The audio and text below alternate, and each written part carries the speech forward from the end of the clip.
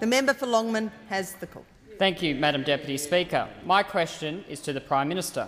I refer the Prime Minister to this electricity bill from Burpengary Foodworks in my electorate. That shows their off-peak power has increased by 80% as a direct result of the carbon tax. As owner Craig stated, the carbon tax is going to cost people their jobs and hurt them in the hip pocket.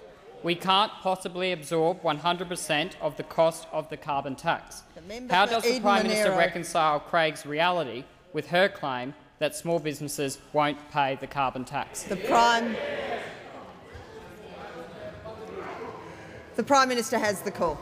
Thank you very much, and I thank the member for his question. And to the member's question, I would remind him of the facts, and no amount of fear campaigning from the opposition changes the facts, as inconvenient as they are for the opposition. And so they'll shout and they'll go and pull stunts and they'll come in and ask questions where they've got the facts wrong, but nothing changes the facts. And the facts are, of course, as I've just said to the member over here, that it is only big businesses that generate a lot of carbon pollution that pay the carbon price. That is the design of the scheme. Had Prime Minister Howard been re-elected in 2007, that would have been the design of his scheme, and the Leader of the Opposition would have been travelling the length and breadth of the country to advocate for it.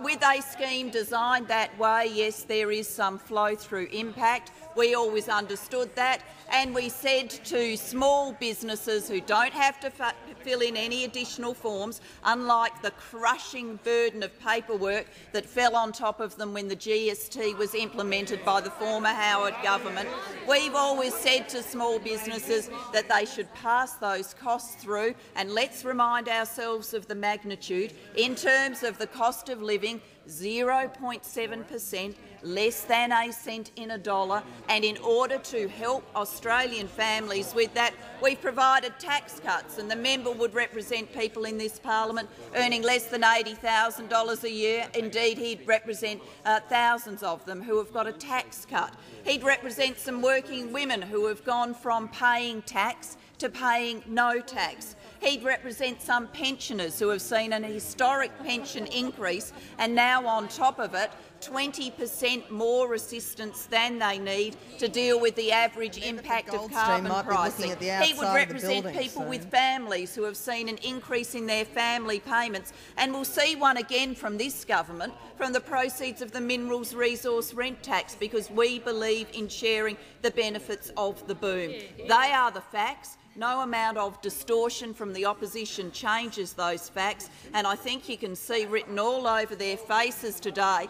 They're like mice running round on the same wheel. They run and run and run, and there's a lot of activity, but they don't get anywhere. Is the member for Longman seeking to table a document? I do seek leave, Madam Deputy Speaker. This electricity shows in black and white the member for Longman will resume his seat. The Leader of the House has indicated that leave is not granted.